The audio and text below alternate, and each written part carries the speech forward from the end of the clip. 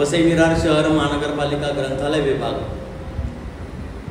Young man's Catholic association Manikpur यांच्या सहकार्याने साहित्य जल्लोष प्रतिष्ठान तर्फे आज आपण या ठिकाणी अभिजात मराठीचा उद्घोष साहित्याचा जल्लोष 30व्या वर्षामध्ये आपण हा कार्यक्रम करत आहोत। आजच्या कार्यक्रमाला साठी मंचावर उपस्थित असलेले सर्वच मान्यवर, समोर उपस्थित असलेले सर्व साहित्यप्रेमी नागरिक बंधू भगिनी आणि विद्यार्थी मित्रांनो, आज या ठिकाणी आपल्या कार्यक्रमाचे उद्घाटक आदरणीय डॉक्टर रवींद्र शोभणे सर आपण वसईत आहेत। आपल्याला मनापासून या ठिकाणी आम्ही स्वागत करत आहोत। आपल्याला कल्पना आहे की वसईचं वैभव पूर्वेला उत्तुंग पर्वतरांगा म्हणजे अभयारण्य, पश्चिमेला फेसाळणारा अरबी समुद्र, उत्तरेला वैतरणा नदी आणि दक्षिणेला उल्हास नदी अशामध्ये वसलेली ऐतिहासिक वास्तू असलेली आणि साहित्य, कला तसंच संस्कृती जपणारी अशी आमची वसई नगरी आहे।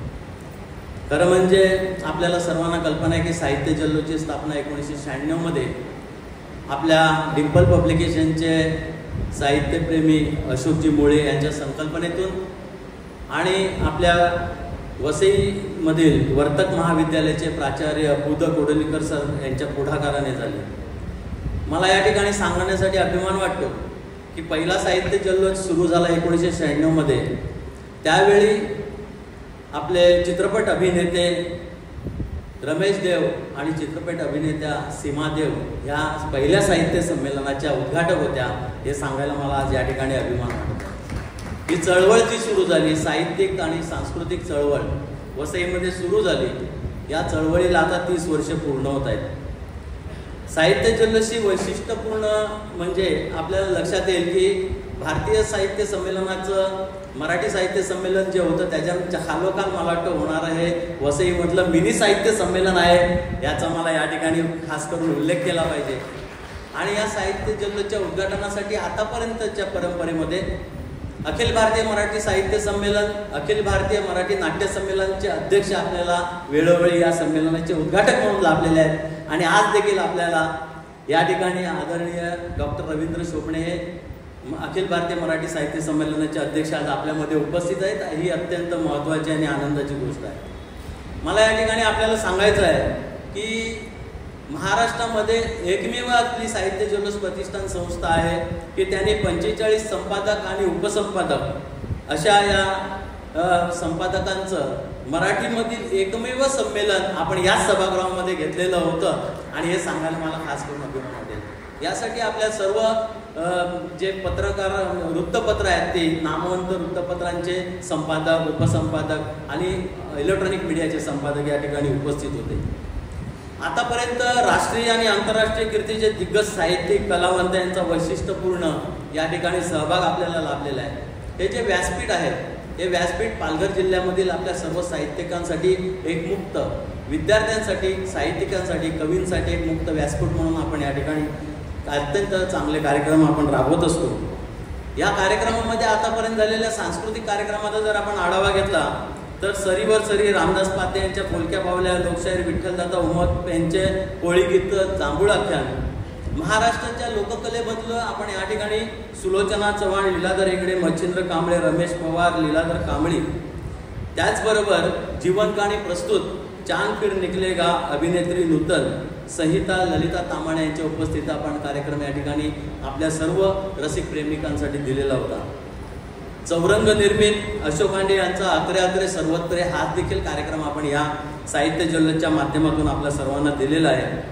सगळ्यात आनंदाची आणि महत्त्वाची गोष्ट आपल्याला एक लक्षात येईल, या संमेलनामध्ये जे परिसंवाद झाले, अनेक असे आपलं कवी संमेलन आणि असे जे 4 सत्रामध्ये आपण कार्यक्रम करतो, या एका सत्रामध्ये 4 अशोक यांचं मुलाखत घेण्याचा कार्यक्रम या ठिकाणी या संमेलनात झाला होता। आणि आपले 5वे अशोक म्हणजे अशोक मुळे यांनी हा कार्यक्रम घडून आणला होता।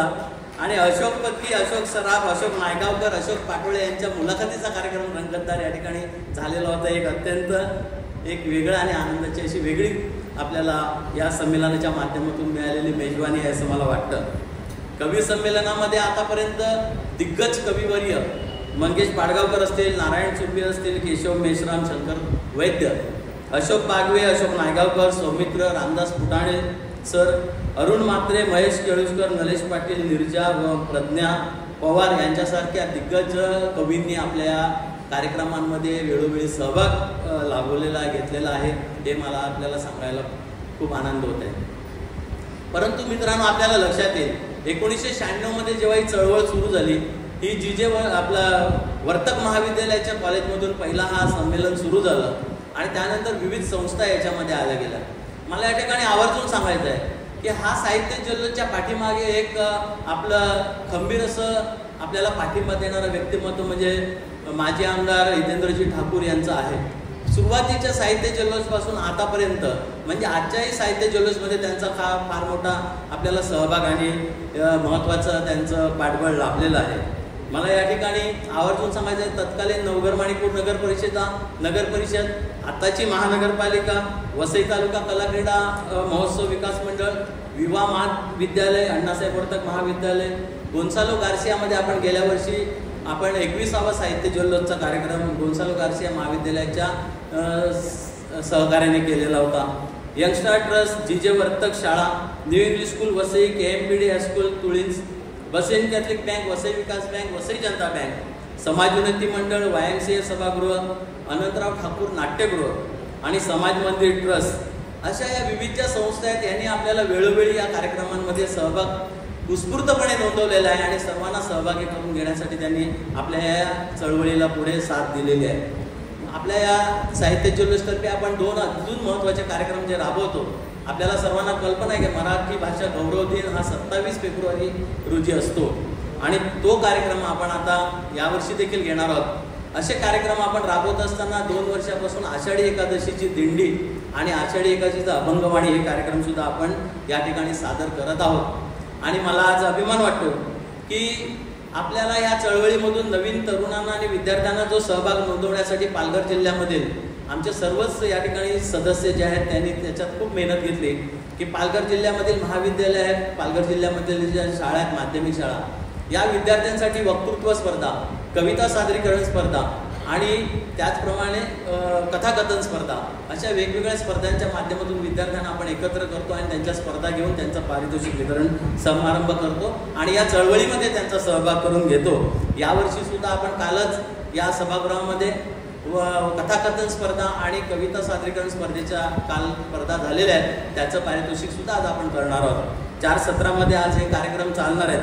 ही चळवळ यशस्वी होण्यासाठी स्थानिक कवी, लेखक, निवेदक, कलावंत, विशेष म्हणजे पत्रकार, हितचिंतक इत्यादींचे मौल्यवान सहकार्य आपल्याला लाभत आहे. आणि यावर्षीचा हा जो 22वा जल्लोष कार्यक्रम आहे हे 30वं वर्ष आहे आणि मला खास करून YMC यंग मॅन्स कॅथलिक असोसिएशनला मनापासून धन्यवाद द्यायचे आहेत की आपण याच्यामध्ये जो सहभाग घेतला, आपण याच्यासाठी सभागृह आणि व्यवस्था आपण उपलब्ध करून दिली, त्याबद्दल आपल्या सर्वच पदाधिकाऱ्यांना आणि कमिटीला आम्ही या साहित्य जल्लोष प्रतिष्ठानतर्फे धन्यवाद देतो. वसई विरार शहर महानगरपालिका अभिजात दर्जा आपल्या या भाषेला प्राप्त झाला, परंतु साहेब आपण यावेळेला आखडता हात घेतलेला आहे आर्थिक याच्या बाबतीमध्ये.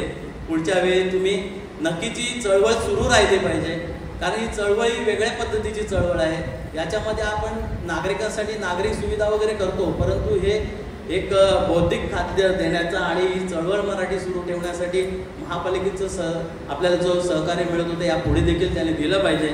आणि खास करून मी आपले आमदार हितेंद्र ठाकूर यांचं देखील आभार मानतो, कारण त्यांनी सुद्धा शेवटच्या वेळेला आपल्याला ह्या कार्यक्रमासाठी सहकार्य दिलेलं आहे. परत एकदा आपल्या सर्वांचं मनापासून या ठिकाणी स्वागत करून साहित्य जल्लोष प्रतिष्ठानतर्फे मी या ठिकाणी सर्वांचं धन्यवाद देतो आणि माझे 2 शब्द संबोधून नमस्कार, जय हिंद, जय महाराष्ट्र.